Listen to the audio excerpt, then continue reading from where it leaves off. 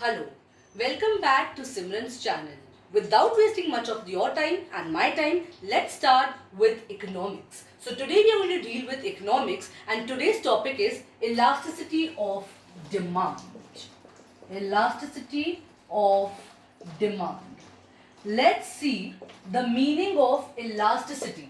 What is elasticity? So in the layman language, elasticity मतलब जितना आप एक रबर बैंड को खींचते हो, एक रबर बैंड अगर आप लो, ठीक है, और आपको जितना खींचोगे उस रबर को तो आखिर में वो फट ही जाएगा।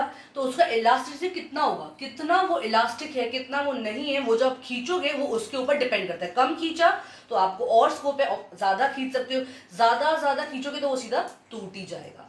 तो आज हम देखेंगे इलास्टिसिटी। इलास्टिसिटी क्या होता है कि अगर क्वांटिटी डिमांडेड चेंज हो जाता है with respect to price income, उसको हम लोग बोलते हैं इलास्टिसिटी ऑफ डिमांड। अभी अगर डिमांड प्राइस अगर बढ़ा तो डिमांड कम हो जाएगा, अगर प्राइस कम हुआ तो डिमांड बढ़ जाएगा। इसके लिए प्राइस और डिमांड का इनवर्स रिलेशनशिप है, यानी कि ऑपोजिट रिलेशनशिप है। अब इनकम के लिए भी अफेक्ट होता है। समझो मेरी इनकम आज 10,000 है तो मैं आज एक फोन खरीद सकती हूँ, कल मेरी इनकम बढ़ के 15,000 हुई तो शायद मैं एक फोन और मोबाइल एक्सेसरीज यानी कि हेडफोन्स और उसके कवर भी खरीद सकती हूँ। कल मेरी 20,000 हुई तो मैं शायद और एक फोन अफोर्ड कर सकूंगी। लेकिन यही अगर मेरी इनकम कम हो गई तो जो मैं 10,000 का फोन ले रही थी अब मैं 10,000 का नहीं सिर्फ 4,000 का फोन लूंगी, जैसे मैं 1,000 सेव कर सकूँ। क्यों? क्योंकि मेरा इनकम कम हुआ। तो अगर इनकम बढ़े या कम होए, या अगर प्राइस बढ़े या कम होए तो वैसा डिमांड में भी चेंजेस आता है। तो इसको हम कहते हैं elasticity of demand with respect to price and income.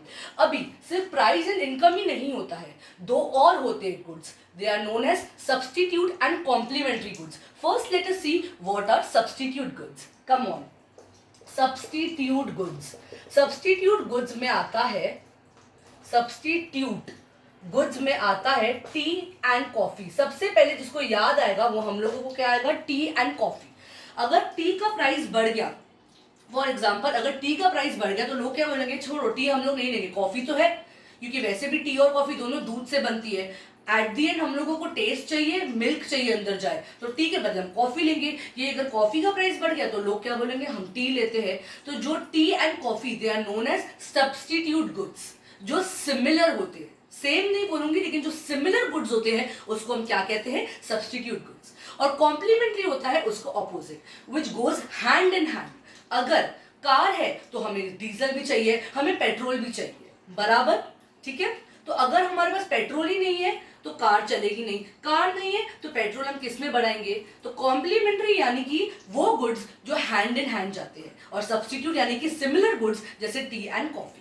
आज हम देखने वाले हैं demand with respect to price, elasticity demand with respect to price. जैसे मैंने आपको बताया इलास्टिसिटी ऑफ डिमांड किस फैक्टर्स की वजह से होता है, प्राइस के, इनकम के, सब्स्टिट्यूट एंड कॉम्प्लीमेंट्री गुड्स के। लेकिन आज हम सिर्फ क्वांटिटी डिमांडेड देखेंगे विथ रिस्पेक्ट टू प्राइस, यानी अगर प्राइस बढ़ता है घटता है तो क्या डिमांड में चेंजेस आते हैं, आज हम लोग वो देखने वाले हैं। पहले तो हम फॉर्मूला लिखेंगे of price elasticity demand. Come on let's see, ठीक है। Price elasticity demand is what, price elasticity demand is demand is increasing or decreasing with respect to price, is increasing or decreasing with respect to price। इसका formula क्या है, इसका formula है EP equals to elasticity of demand with respect to price का formula है EP equals to price of quantity demanded, I am very sorry, change in quantity demanded, I am very sorry, change in quantity demanded upon change in price. Let's understand this formula.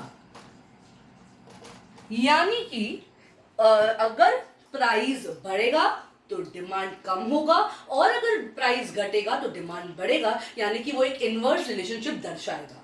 तो हमारा जो formula है वो है EP equals to change in quantity demanded upon change in price. ठीक है, मैं आपको चेंज तो पहले हम लोग